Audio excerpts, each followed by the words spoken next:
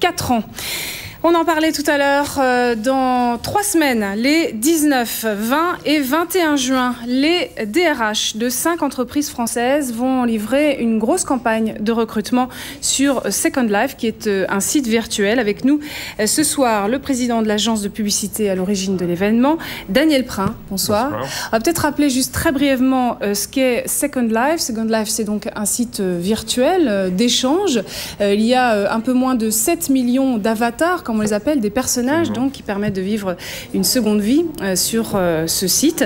Et donc, première fois, je crois qu'il y a, en tout cas en France, une campagne de recrutement. Si je suis candidat, comment je fais ? Tout à fait. C'est la première fois en France. En fait, on reprend une idée de notre partenaire américain qui vient de créer un événement comparable au mois de mai aux États-Unis. Et l'idée nous a séduit. On a décidé de téléporter le projet très rapidement, puisqu'on a organisé quasiment dans la foulée l'événement en France. Le gros intérêt pour les candidats, c'est de pouvoir rencontrer des recruteurs. On sait que tous les candidats sont friands de ça. Les forums de recrutement marchent toujours très bien. Les salons aussi. Le problème d'un forum, d'un salon, c'est qu'il faut se déplacer. Quelquefois, quand on habite pas la ville, c'est une journée de déplacement, aller à l'hôtel, alors que là, le Second Life simplifie en fait considérablement cette rencontre. Alors, les entreprises en question, il s'agit d'Alstom, d'Areva, de L'Oréal, d'Unilogue et de Capgemini. C'est vous qui êtes allé les chercher ou bien Absolument. Alors, nous sommes une agence de publicité spécialisée dans la communication pour le recrutement, et en fait, on est d'abord allé voir nos principaux clients, L'Oréal, Areva, Alstom, et dès qu'on leur en a parlé, ils ont été séduits tout de suite sur l'idée. Et ce qui nous intéresse aussi, c'est d'aller voir d'autres entreprises qu'on connaissait moins. Et là, on avait décidé, nous, au départ, d'avoir 5 entreprises pour différentes raisons. D'abord, un problème de visibilité, c'est-à-dire que ça serait difficile d'être plus visible, lisible aussi avec plus que 5 entreprises. Et on a préféré limiter, dire on veut 5 entreprises. On voit quelques images depuis quelques secondes.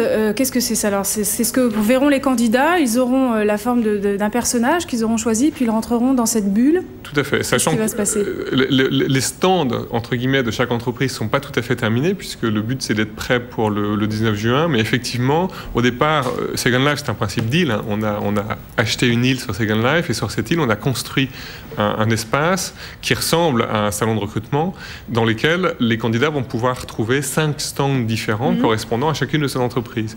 Et au préalable, les candidats se seront inscrits, auront demandé quelles entreprises ils souhaitent rencontrer, et on aura au préalable organisé des rendez-vous entre des recruteurs et des candidats qui dureront une dizaine de minutes. Alors, on pourrait se dire, bon, si je vais sur Second Life, c'est pas moi qui me présente, donc à la limite, ça permet de faire comme le CV anonyme, sauf que le CV est envoyé et que c'est pas tout à fait anonyme. Alors, nous, on qualifie effectivement les candidats au départ par rapport à des critères très objectifs, soit de formation, soit de compétences particulièrement recherchées par ces entreprises.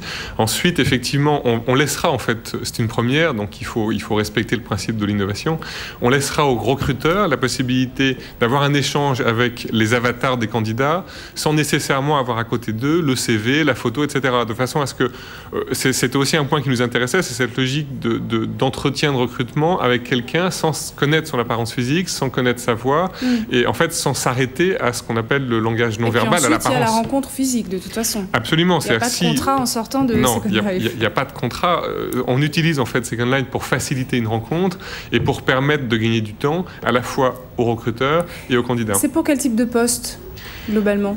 Ces entreprises, alors c'est pas un hasard si ces entreprises ont choisi de participer, ce sont les entreprises qui vont créer énormément d'emplois dans les années qui viennent, donc recrutent massivement sur différents postes. On est plutôt sur des populations d'abord d'ingénieurs liés à la typologie des entreprises qui sont présentes, à l'exception de L'Oréal qui cherche aussi des marketeurs, mais globalement on est plutôt sur ce type de population. Donc ça fait très chic en plus pour l'entreprise d'être au parfum et d'aller sur Second Life. Oui, c'est un coup de pub aussi. Oui, bien sûr, mais je pense que c'est pas que ça. Il y a aussi une logique d'utiliser un média novateur et de se dire finalement on joue le jeu, Second Life ça marche, là on y est, enfin personne n'y est pour rien, tout le monde ne peut que constater que ça se développe très rapidement. Il faut être technophile quand même pour y aller.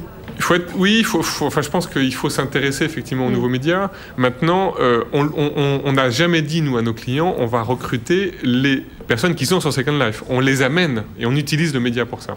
Vous avez fait des pubs notamment dans la presse, métro, etc. Alors donc 700 candidats qui seront retenus. On espère 700 candidats. Il faut y aller s'il y en a un qui nous regarde, un de ces 700 candidats. Il faut aller sur www.neojobmeeting.com. Voilà, c'est la fin de ce journal de l'économie. Merci à vous. Merci beaucoup. Merci Thierry. Le point sur le marché dans quelques secondes.